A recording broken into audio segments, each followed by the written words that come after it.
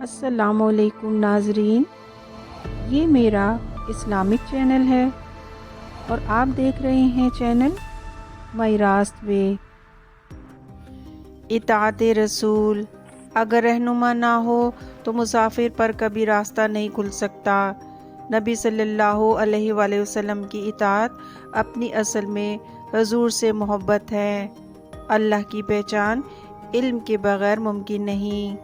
اسی طرح نبی صلی اللہ علیہ وآلہ وسلم کی پہچان بھی علم سے عطا ہوتی ہے۔ جب سے انسان اس زمین پر آباد ہوا ہے، اس وقت سے آج تک ہر دور میں کسی نہ کسی خطے میں کوئی نہ کوئی ایسا انسان ضرور پیدا ہوتا رہا ہے جس نے بنی نوع انسان کو سیرت و کردار کی تعمیر کی دعوت دی اور اعمال کی درستگی کا درس دیا۔ ان عظیم رہنماؤں نے، جنہیں پیغمبر، رسول اور نبی کہا جاتا ہے، ہمیں بنیادی انسانی صفات پر احسن طریقے سے قائم رہنے، حیوانوں سے ممتاز زندگی گزارنے اور بلند ترین اخلاقی صفات اپنے اندر پیدا کرنے کی تعلیم دی۔ ان تمام عظیم رہنماؤں میں سب سے ممتاز ذات مبارک نبی صلی اللہ علیہ وآلہ وسلم کی ہے۔ دنیا میں سب سے زیادہ اللہ کا ذکر ہوتا ہے۔ ہر انسان، چاہے وہ کسی بھی مذہب سے ہو، ہر وقت اس کے ذہن میں اللہ کے تصورات تشکیل پاتے رہتے ہیں۔ دنیا کا کوئی انسان اللہ سے لا تعلق ہو کر زندہ نہیں رہ سکتا، حتیٰ کہ لا دین ایتھیسٹ بھی ہر وقت اللہ کے ہونے یا نہ ہونے کی بحث میں ہے۔ اسی طرح قرآن دنیا کی سب سے زیادہ پڑھی جانے والی کتاب ہے اور نبی صلی اللہ علیہ وآلہ وسلم کی ذات بابرکت اس دنیا میں سب سے زیادہ یاد کی جا رہی شخصیت ہے۔ بلا شبہ نبی صلی اللہ علیہ وآلہ وسلم کو روئے زمین پر آنے والے ہر انسان سے زیادہ چاہا گیا ہے اور چاہا جائے گا۔ دنیا میں کوئی انسان پرفیکشن کو نہیں پہنچ سکتا، کوئی نہ کوئی کجی ہر شخص میں آخر کار دکھائی دے گی، چاہے وہ علم و عرفان کی کتنی بلندی پر کیوں نہ پہنچ جائے۔ اس دنیا میں صرف نبی صلی اللہ علیہ وآلہ وسلم کی ذات گرامی کو اللہ رب العزت نے پرفیکشن بخشی ہے۔ نبی صلی اللہ علیہ وآلہ وسلم کی یہی فضیلت انہیں سراجم منیرہ کے مقام پر فائز کرتی ہے۔ اللہ نے نبی صلی اللہ علیہ وآلہ وسلم کا ذکر بلند فرما دیا ہے، اب اسے کون روک سکتا ہے؟ دنیا بھر میں ایسی کوئی مثال نہیں کہ ایک ایسا نبی جو 1400 سال پہلے اس دنیا سے گزرا، وہ آج بھی دنیا کو بدل رہا ہو، انفلوئنس کر رہا ہو۔ تاریخ اٹھا کر دیکھ لیں، تمام انبیاء اپنے ادوار تک محدود رہے۔ ان کے گزر جانے کے بعد ان کی تعلیمات اور جو کتابیں اللہ نے انہیں دی تھیں، انہیں بدل ڈالا گیا، مسخ کر دیا گیا۔ نبی صلی اللہ علیہ وآلہ وسلم کا نور ہر آن ہر لحظہ بڑھتا ہی چلا جا رہا ہے۔ غور کریں تو پتہ چلتا ہے کہ نبی صلی اللہ علیہ وآلہ وسلم کی زندگی میں کفار مکہ نے یہی کیا تھا، پہلے انکار کیا، تمسخر اڑایا، پھر اذیتیں دیں، مخالفت کی، انتہا کی، پھر جنگیں لڑیں اور آخرکار انجام یہ ہوا کہ فوج در فوج اسلام میں داخل ہونے لگے۔ جیسے کفار مکہ نے کیا، وہی اب ساری دنیا کر رہی ہے۔ اس امر میں تو کسی کو کوئی شک نہیں کہ دنیا کا اختتام قریب ہے اور اللہ نے اپنے حبیب سے جو وعدہ کیا ہے وہ اسے پورا کر کے رہے گا۔ پہلے ساری دنیا کے کفار اور مشرک اسلام کا مضحکہ اڑاتے رہے، پھر مخالفت پر اتر آئے اور اب آخری مرحلے میں داخل ہو چکے ہیں۔ جنگیں لڑی جا رہی ہیں، مسلمانوں پر ظلم و ستم کے پہاڑ گرائے جا رہے ہیں، مگر جس قدر وہ حضور سے بھاگتے ہیں، حضور کا ذکر مبارک ان کے گرد اور زیادہ گونجتا ہے۔ اللہ جو نفسیاتی دباؤ کفار پر ڈال رہا ہے، یہ اسے کبھی برداشت نہیں کر سکتے۔ نتیجہ اس کا یہ ہے کہ اب خود یورپ، امریکہ، برطانیہ کے بڑے بڑے مفکر نبی صلی اللہ علیہ وآلہ وسلم کی حیات مبارکہ کے مطالعے پر مجبور ہو چکے ہیں۔ آپ کی شان پوری دنیا پر عیاں ہو رہی ہے۔ وہ وقت قریب آتا جا رہا ہے جب یہ تمام دنیا اسی طرح فوج در فوج دین محمد میں داخل ہونے لگے گی، جیسے کفار مکہ ہوئے تھے۔ حضور کا سب سے عظیم معجزہ قرآن ہے۔ قرآن کی صورت اللہ نے تاریخ کا ریکارڈ مستند ترین ثبوت کے ساتھ مہیا کیا۔ نزول قرآن اس وقت ہوا جب پوری انسانی تاریخ پوری طرح مسخ ہو چکی تھی۔ مثال کے طور پر جن انبیاء کے واقعات اللہ نے قرآن میں بیان کیے، ان کا مقصد ہرگز قصہ گوئی سے دنیا کو متاثر کرنا نہ تھا، بلکہ قصص الانبیاء کی صورت اللہ نے تاریخ دنیا، ہسٹری آف دا ورلڈ کو مربوط کر کے انسان کو پہلے گزر چکے ان قدیم حقائق سے روشناس کروایا، جن کے علم تک پہنچنا انسان کے لیے ممکن نہیں تھا۔ یہ بات بہت کم مسلمان جانتے ہیں کہ قرآن وہ پہلی اللہ کی کتاب ہے جس کی بدولت انسان نے تاریخ کو پہلی بار منظم طور پر ریکارڈ کیا ہے۔ قرآن سے پہلے بنی نوع انسان کے پاس تاریخ کا کوئی مصدقہ ریکارڈ موجود نہ تھا۔ ہر حقیقت خرافات میں گڈمٹ ہو چکی تھی۔ اللہ تعالیٰ نے نبی صلی اللہ علیہ وآلہ وسلم کے وسیلے سے یہ احسان ساری دنیا پر کیا۔ یہی وجہ ہے کہ قرآن نبی صلی اللہ علیہ وآلہ وسلم کا سب سے روشن اور عظیم معجزہ ہے، اور عیسائی اور یہودی اس بات کو بہت اچھی طرح جانتے ہیں۔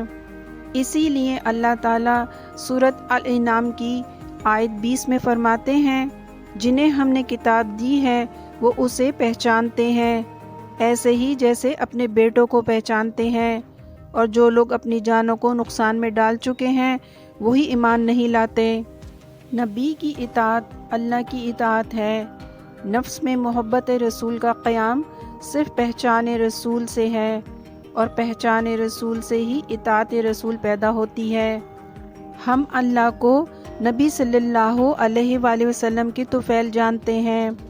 نبی صلی اللہ علیہ وآلہ وسلم نے ہمیں کہا کہ میں نبی آخر الزماں ہوں، ہم نے مان لیا۔ نبی صلی اللہ علیہ وآلہ وسلم نے ارشاد کیا، اللہ ایک ہے، ہم ایک اللہ پر ایمان لے آئے۔ آپ صلی اللہ علیہ وآلہ وسلم نے ارشاد فرمایا، قرآن اللہ کی کتاب ہے، ہم نے مان لیا۔ اگر نبی صلی اللہ علیہ وآلہ وسلم کی ذات بابرکت درمیان میں نہ ہوتی تو ہم اس قابل کبھی نہ ہوتے کہ اللہ کو جان لیں۔ سب سے زیادہ اللہ نے نبی صلی اللہ علیہ وآلہ وسلم سے محبت کی ہے، اور سب سے زیادہ اللہ سے محبت نبی صلی اللہ علیہ وآلہ وسلم نے کی ہے۔ یہ اللہ اور بندے کی عظیم داستان محبت ہے۔ اللہ یہ چاہتا تھا کہ کوئی ایسی مخلوق ہو جو زبردستی یا خوف سے نہیں بلکہ اپنے ارادے اور اختیار سے اسے ڈھونڈے، اسے پائے اور اس سے محبت کرے۔ نبی صلی اللہ علیہ وآلہ وسلم نے یہ کر دکھایا۔ اللہ کو وہ ایک شخص درکار تھا جو اسے اپنے ارادے سے چاہے، اور اس قدر چاہے جتنا کبھی کسی نے اللہ کو نہیں چاہا۔ آقائے دو جہاں صلی اللہ علیہ وآلہ وسلم نے یہ محبت اللہ سے کر دکھائی۔ اللہ کا بندے سے رشتہ خالق اور مخلوق کا ہے، اور دوسرا رشتہ ہم سے ہمارے نبی صلی اللہ علیہ وآلہ وسلم کا ہے۔ ہم امتی ہیں۔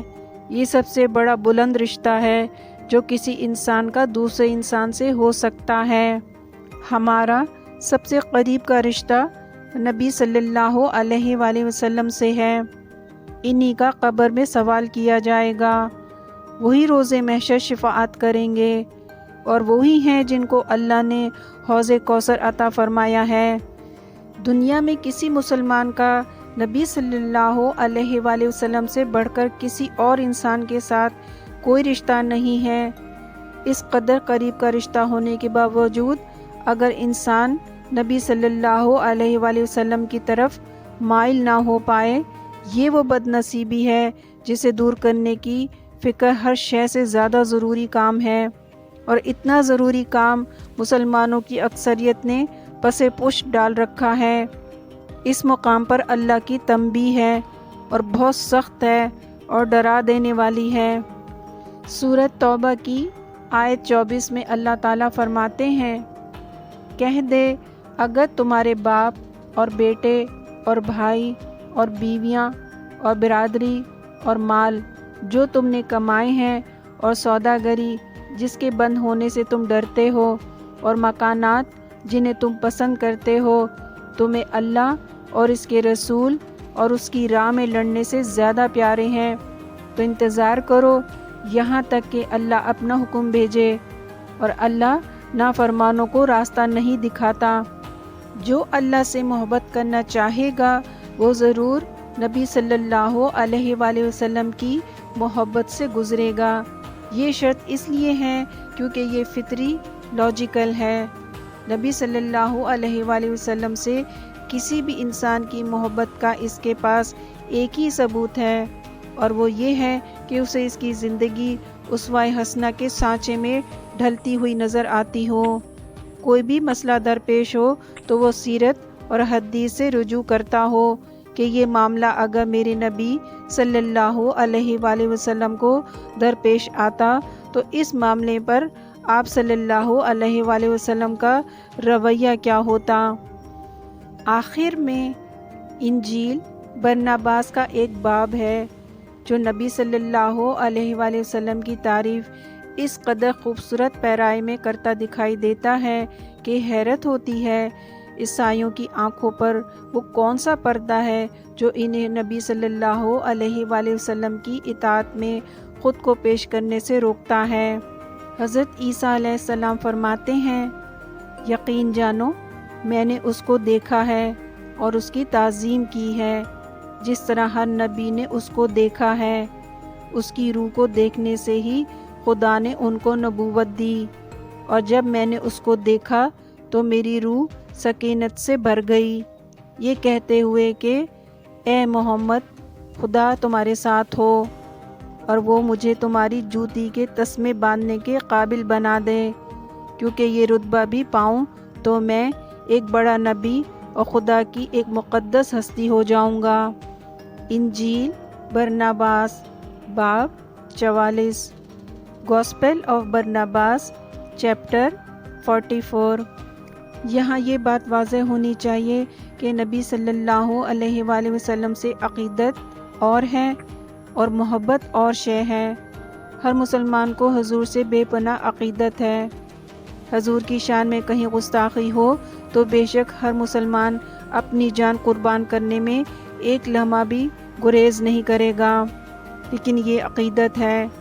نبی صلی اللہ علیہ وآلہ وسلم سے ہمیں بے پناہ عقیدت ہے، لیکن کیا ہم اپنے نبی سے واقعی محبت بھی کرتے ہیں؟